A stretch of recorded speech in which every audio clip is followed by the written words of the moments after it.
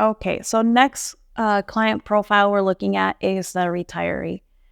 This person or couple, they are getting ready to sell their current home to build the home where they're going to be for the rest of their years. This one is really particular to accessibility and functionality. And here's what most of my retirees do, okay? So in this particular case, I just pulled up the Strickland floor plan, and this is what we're looking at. We're looking at 3-bedroom, 2-bathroom. It is about, let me see, just under 1,600 square feet. And let's just get right into it. So first thing that I would do here, again, I don't know what it is with the curved islands, but you have a family choice space. Family choice spaces are really great for established families or just any build whatsoever. It can really make your house transition with you throughout the years. So for example, if I just have children, if I just had a child, this could be a nursery, then it can turn into a toy room. If you work from home, it could then turn into a work from home. Once the kids grow up, it could be a media room or where they do their homework. So it is truly family choice space, meaning it is meant to, or some people call it a flex room. It's meant to flex as your lifestyle changes. So I would actually, because it wouldn't be too much, I would expand this family choice space, make it a little bit bigger, and then move these doors down. So then I can make my kitchen just a tad bigger and square off that island. So, because I don't like a curved island. I'm not saying you can't have one. I'm saying I personally don't like it. Other thing is I would definitely make the living room bigger. So either take it the same length of the master, or I would take it across the same to the same corner of the dining.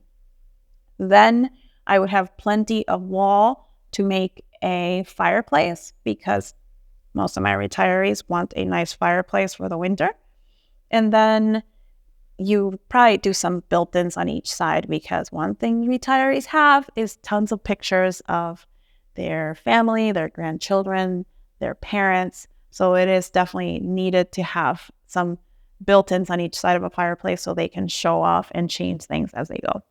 So with that, I'm going to move the fireplace from the corner of the staircase, which is, I don't think is the best place it can go. I can, however, gain that space for extra seating. And that's what I would do for that area of the home.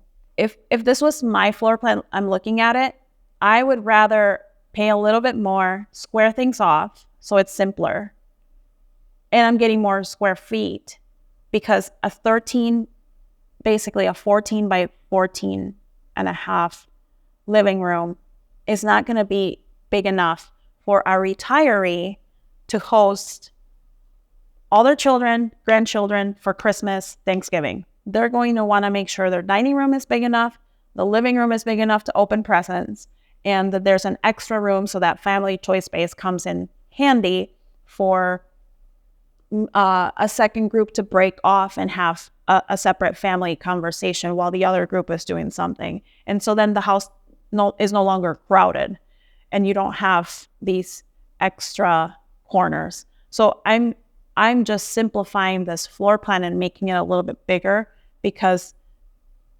for a retiree, it's really important how they host their family.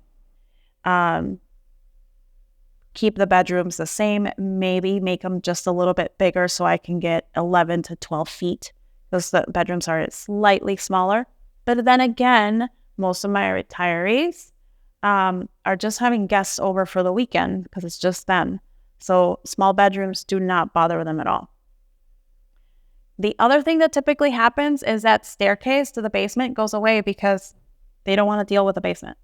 So this would turn into a mechanical room of some sort, and I would probably eat into the hallway or that walking space a little bit so I could fit furnace, water heater, water softener, and anything else that mechanical room will house. Okay. Get rid of the linen. I will probably put that linen in the walk-in closet. There is a significant dead space right here, so this could be perfect for linen area unless they have lots of shoes. Again, I need to know how these clients are living, but that's probably what I would do. This way I can get a larger vanity, and it just becomes a more functional space. And then this tub would go away because, again, most of my retirees want accessibility. So that would be a zero entrance custom shower that would live through them.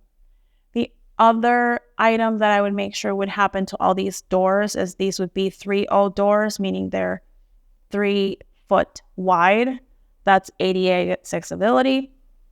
And because there's no basement, it is also zero entry, meaning there is no steps from the garage into the house.